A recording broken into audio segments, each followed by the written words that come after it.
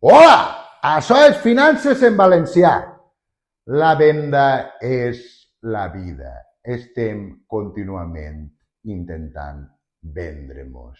Això és aixina. Per molt pejorativa que siga la imatge de les ventes són necessàries i estem contínuament intentant vendre-nos.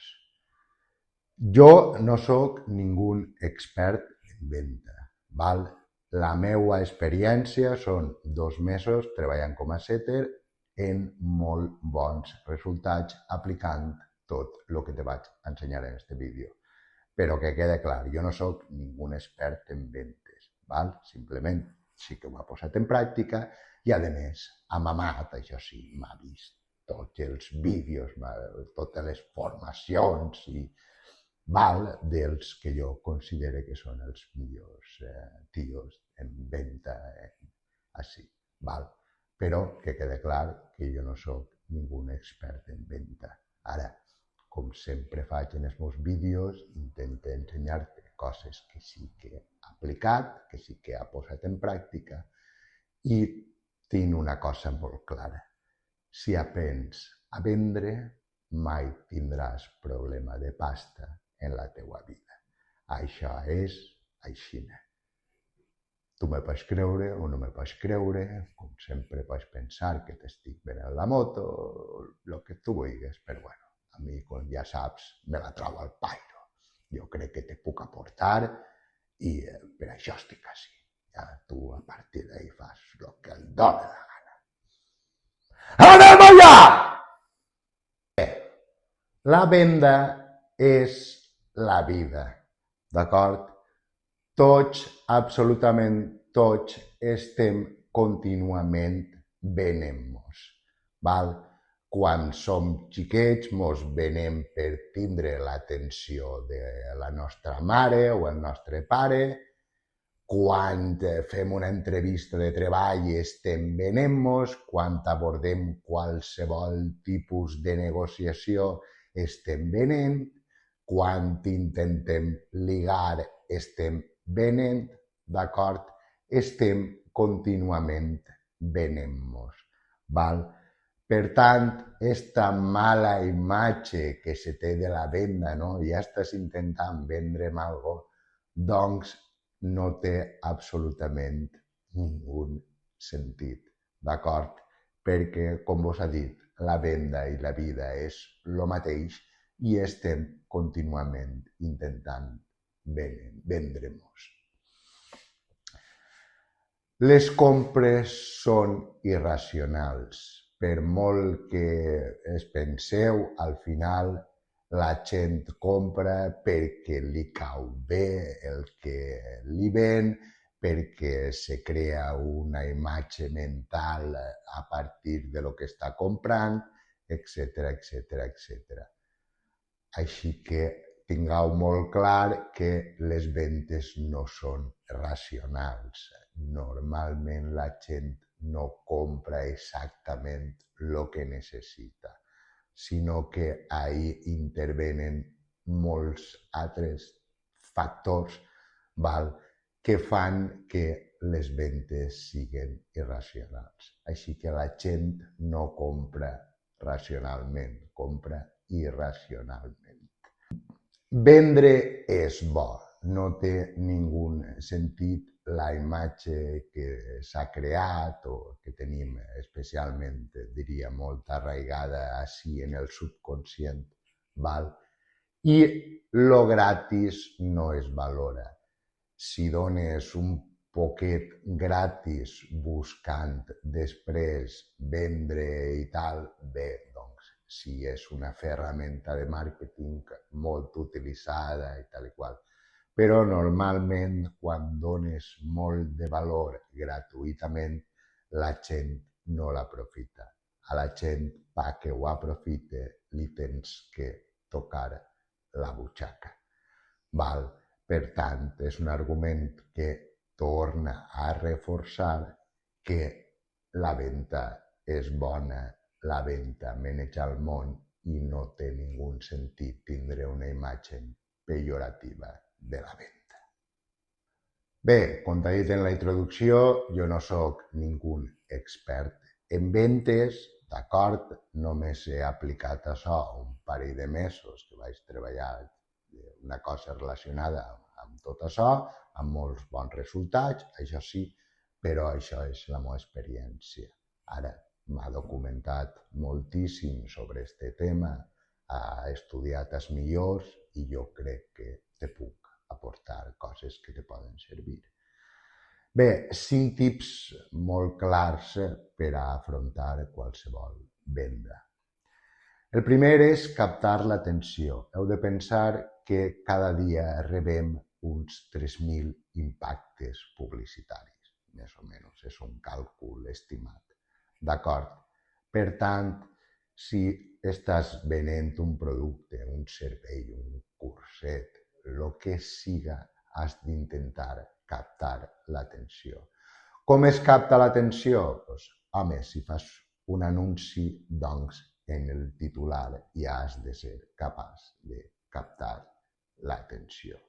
Al final heu de pensar que rebem molts impactes publicitaris que prestem molt poca atenció a la gran majoria d'ells i si volem que presten atenció a lo que nosaltres proposem, doncs hem de cridar l'atenció, captar l'atenció. 2. No mostrar necessitat. Les persones, quan mostren necessitat, creen una situació de rebuig de cara a l'altre. I això és extrapolable a la venda, això és extrapolable a ligar i a lo que tu vulguis. D'acord? Quan veus a una persona que està desesperada per algo, doncs el crea rebuig. I quan algú no et mostra necessitat i tens la sensació de que dona igual si li compres, si no li compres, que tal i que qual, que no li vas a solucionar la vida, és quan hi ha més èxit en tot això de les vendes. D'acord? Heu de tindre molt clar que no has de perseguir els clients, sinó que has de ser capaç d'atraure els clients. I això, en el tema de no mostrar necessitat, és clau, d'acord? És fonamental. Pareix molt senzill, però és prou complicat d'aplicar avui en dia, d'acord?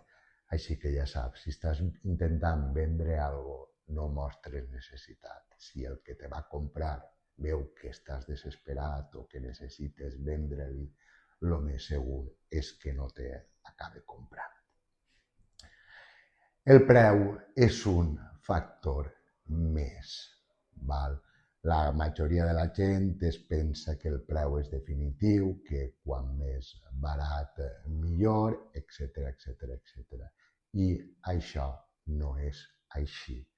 Inclús, anem a posar un exemple, qualsevol persona que comença a oferir formacions, per primera vegada, de lo que puga ser, el preu ha de ser elevat, perquè està començant, d'acord? I quan aquesta persona ja té molts clients o potencials clients o el que siga, és quan se pot permetre baixar el preu, d'acord? La majoria de la gent ho fa al revés, comença ficant preus molt accessibles pensant-se que així doncs, serà millor, atraurà més gent, i etc.